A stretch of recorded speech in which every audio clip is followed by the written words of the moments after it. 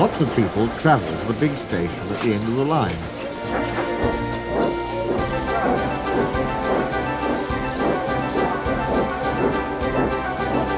Engines from the other railways sometimes pull their trains. These engines stay the night and go home next day. Gordon was talking one day to one of these. "When I was young and green," he said, "I remember going to London. Do you know the place? The station's called King's Cross." "King's Cross?" snorted the engine. "London's Euston. Everybody knows that." "Rubbish," said Duck. "London's Paddington." "I know. I worked there." They argued till they went to sleep. They argued when they woke up. They were still arguing when the other engine went away. "Stupid thing," said Gordon crossly. "I've no patience." "Stupid yourself," said Duck. "London's Paddington." "Paddington, do you hear?" "Stop arguing," James broke in. "You make me tired. You're both agreed about something anyway." "What's that?" "London's not Euston." "Now shut up." Gordon rolled away, still grumbling. "I'm sure it's King's Cross. I'll go and prove it." But that was easier said than done.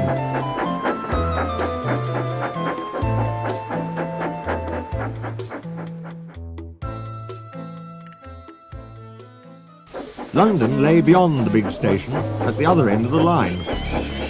Gordon had to stop there. Another engine then took his train. "If I didn't stop," he thought, "I could go to London." One day he ran right through the station. Another time he tried to start before the fireman could uncouple the coaches. He tried all sorts of tricks, but it was no good. His driver tricked him every time. "Oh dear," he thought sadly, "I'll never get there." One day he pulled the express to the station as usual. His fireman uncoupled the coaches, and he ran on to his siding to wait till it was time to go home. The coaches waited and waited at the platform, but their engine didn't come. A porter ran across and spoke to Gordon's driver.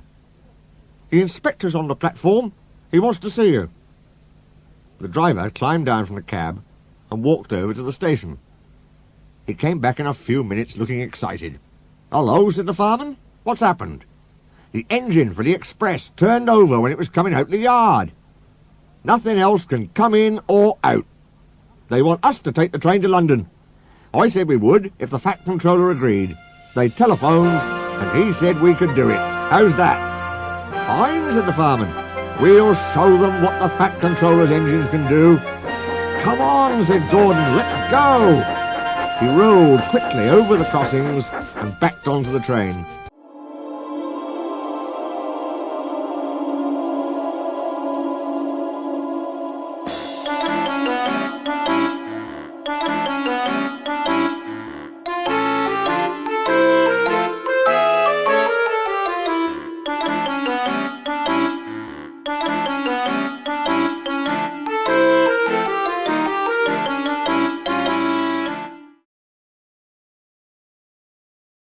It was only a few minutes before the guard blew his whistle, but Gordon thought it was ages. "Come on! Come on!" he puffed to the coaches. "Come on, come on, come on, come on, come on, come on, come on! We're going to town, we're going to town," sang the coaches. Slowly at first, then faster and faster. "We're going to town, we're going to town, we're going to town, we're going to town." Gordon found that London was a long way away. "Never mind," he said. "I like a good long run to stretch my wheels."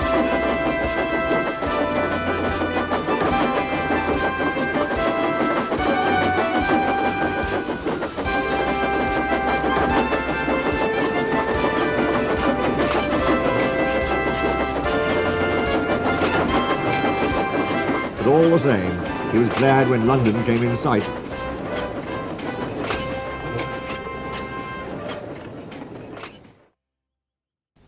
The Fat Controller came into his office next morning. He looked at the letters on his desk. One had a London postmark. "I wonder how Gordon's getting on," he said. The station master knocked and came in. He looked excited. Excuse me, sir, have you seen the news? Not yet, why? Oh, just look at this, sir. The Fat Controller took the newspaper. Good gracious me, he said. There's Gordon. Headlines, too. Famous engine at London station. Police called to control crowds.